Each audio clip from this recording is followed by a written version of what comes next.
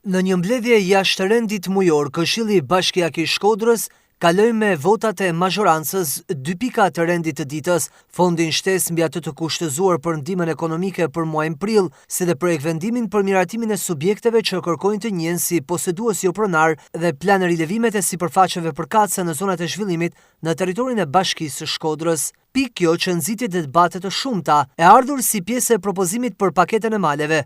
Opozita e cilëson këtë hap si grabitje të pronës që po u bëhet pronarve, ndërsa mazhoranca e cilëson si një mundësi për të zhvilluar këto territore për ata që janë posedues, por që nuk disponojnë dokumentacionin përkatës.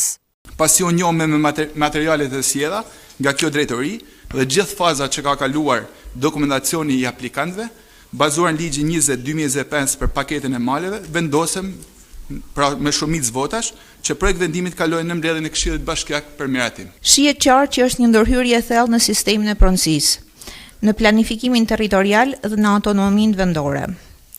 Shohim se ka cënim të sigurisë juridike të pronësisë, kalimi i pronësisë mbi bazën e posedimit faktik, është bërim konfliktesh në këto zona. A ka Bashkia një plan vendor zhvillimi për këto zona që bëhet fjalë? Apo krijon ky ligj një pabarazi midis investitorëve duke cënuar konkurrencën e lirë?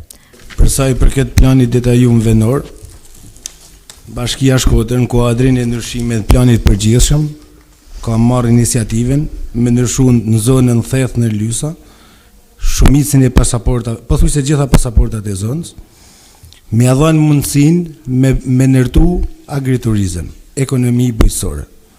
Pra ajo zonë ka qenë edhe më përpara. Ai mal ka qenë edhe më përpara se këtu po bën shumë diskutime, a thu po marrim tokën, po vinë na marrin tokën me zër, se funit atë tokë po investojnë zot të tokës vet që posedojnë në vite, që nuk e kanë pas mundësinë as ta rrethojnë me një leje ndërtimi thjesht. Ajo ç'a po ndodh është që në një anë ju keni një vizion, çfarë do lloj vizionit është i parashikuar në planin e përgjithshëm vendor, nga ana tjetër keni paketën e maleve që në fakt bie mesh me planin. Dhe në këtë rast zgjidhni cilin doni me zhvillu, ose planin ose paketën e maleve. Të dyja nuk mund të jenë në një vend. Dhe unë e kuptoj dyzimin sepse ky ligj në themel është një ligj antikushtetues. Ka përplasje me ligjin e zonave të mbrojtuna, ka përplasje me ligjin për menaxhimin e integruar të ujrave dhe ka përplasje me ligjin për sa i përket pronësisë shtetërore, pronave shtetërore. Janë 3 ligje të cilat ka përplasje direkte për sa i përket kësaj. Na jena dakord që njerëzit marrin atë që i takon, të marrin tokat e tyne, absolutisht jena pro banorëve të thethit për këtë gjë. Po dona transparencë. Nuk po e kuptoj sinqerisht këtë zellin me mbrojt këta 6 banor që po pretendokeni se janë pronart trashëgimtar, e në fakt vjet kur na këtu bëme luftën për prishjen e ndërtimeve të banorëve autokton, nuk u mrit. Përkundërzi, i dol zot aksionit, pavarësisht në rrethanat se si u bë. Sot na keni bë mbrojtësit e këtyne 6 familjeve, banorëve të thethit, që ju vetë nuk po dini me i dhanë shpjegim, a janë dhe nas po marrim vesh, a janë apo s'janë me të vërtet, trashëgimtar të këtyne pronave. Na vjen me gjithë respektin zoti Kopsaj, jo thot, po ma mirë se e din kryetari i fshatit dhe administratori, e para herë kryetari i fshatit nuk ka zgjidhur me votë, është emëru. Edhe administratori është emëru. Dhe të dy bajnë si ti thonë kryetari i bashkisë.